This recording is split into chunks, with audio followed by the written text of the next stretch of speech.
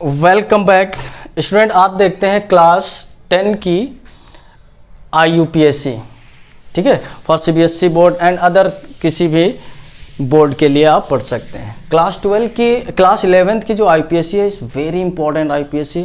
अगर ये आप जो इंट्रोडक्शन जो चलने जा रहा है इस इंट्रोडक्शन को अच्छे से पढ़ लें तो क्लास 11th की और 12 की भी IUPAC आपको अच्छे से समझ में आने लगेगी। IUPAC की फुल फॉर्म होता है international union of pure and applied chemistry. International union of pure and applied chemistry, ये है IUPAC की फुल फॉर्म। तो देखते हैं इसका इंट्रोडक्शन। जैसे यहाँ पे तीन चीज़ें देखें, अल्केन, अल्कीन, अल्काइन, ठीक है, अल्केन, अल्कीन एंड अल्काइन। इसमें होता है बच्चा सिग्मा बॉन्ड, सिंगल बॉन्ड, और इसमें होता है डबल बॉन्ड, और इसमें होता है triple bond. Single bond, double bond and triple bond, ठीक है। इसको हम लोग कहते हैं सिग्मा बॉन्ड। क्या कहते हैं, फिलहाल आप लोग सीख लें, इसे नाम याद कर लें, सिग्मा बॉन्ड। बाकी सिग्मा बॉन्ड कैसे बनता है वो क्लास 11 में आप सीखेंगे, ठीक है। और इसमें होता है भैया एक सिग्मा एक पाई, किसी को भी सिग्मा कह दो, किसी को भी पाई, और इसमें एक सिग्मा दो पाई होते हैं, ठीक है। एक सिग्मा, इसमें एक पाई, इसमें एक सिग्मा एंड दो पाई, ठीक है। तो क्वेश्चन ये उठा कि सिंगल बॉन्ड, डबल बॉन्ड और ट्रिपल बॉन्ड में स्ट्रॉन्ग बॉन्ड कौन है, सबसे मजबूत बॉन्ड कौन है। तो ये सिंगल बॉन्ड जो होता है वेरी स्ट्रॉन्ग बॉन्ड, इसमें एक पाई है और एक सिग्मा है। पाई बॉन्ड वीक बॉन्ड होता है, इसकी वजह से डबल बॉन्ड वीक बॉन्ड होता है in compare to sigma bond. इसमें देखिए एक सिग्मा है, दो पाई हैं और कमज़ोर हो गया। तो कौन ज़्यादा स्ट्रॉन्ग बॉन्ड है, सिंगल बॉन्ड स्ट्रॉन्ग होता है। तो ऑर्डर लिखना चाहें तो सिंगल बॉन्ड, फिर double bond and triple bond, ये स्ट्रॉन्ग का ऑर्डर होता है। क्लियर है, चलिए आगे बढ़ते हैं। देखो आगे बढ़ते हैं। जैसे हमने एल्केन स्टार्ट करें तो एल्केन में देखिए अल्केन स्टार्ट करते हैं, लास्ट में ANE है, एन, ठीक है। इसका फार्मूला देखो, इसका फार्मूला होता है CnH2n+2। देखिए n सफिक्स में है, C के सफिक्स में, CnH2n+2, 2n+2 भी H के सफिक्स में है, ठीक है। CnH2n+2 ये भी क्या है, सफिक्स में है, ठीक।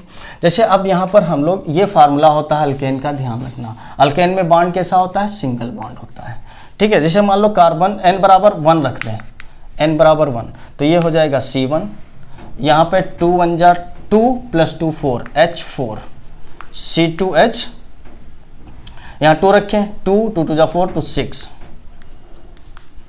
3 रखते हैं तो H कितने आएंगे, 8। देखो जितने नंबर ऑफ कार्बन, इसका जस्ट ट्वाइस कीजिए और 2 ऐड कीजिए। जैसे कार्बन 4, तो हाइड्रोजन आपको पता होना चाहिए कितने होने चाहिए, 4 2 जा 8 एंड 2 10।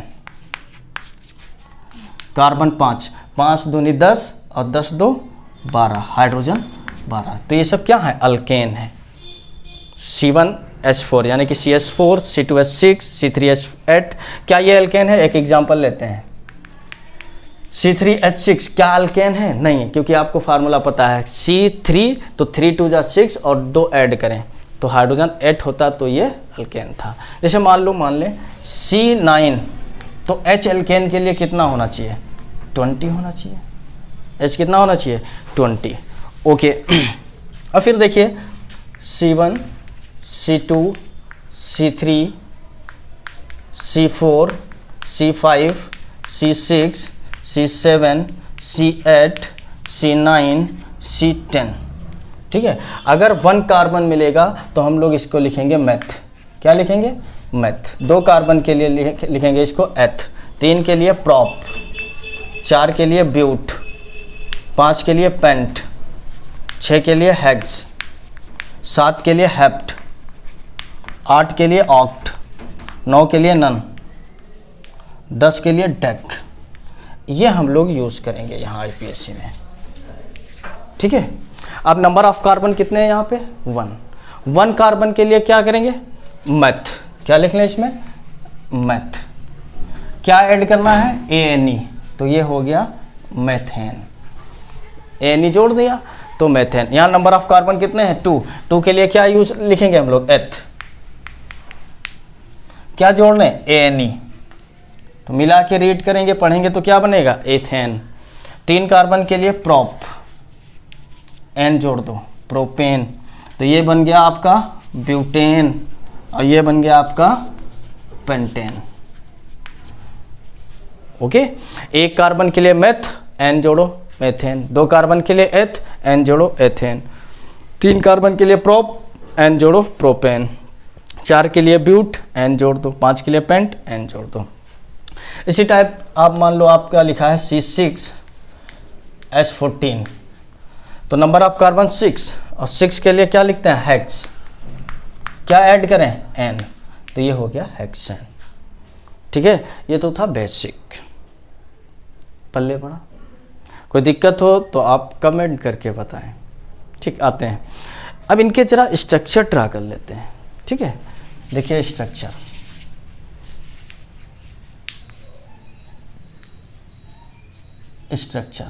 तो स्ट्रक्चर से पहले आप ये देखिए जरा, स्ट्रक्चर RUCTUR। देखो स्ट्रक्चर से पहले हम लोग देखेंगे कार्बन फैमिली। जैसे कार्बन फैमिली,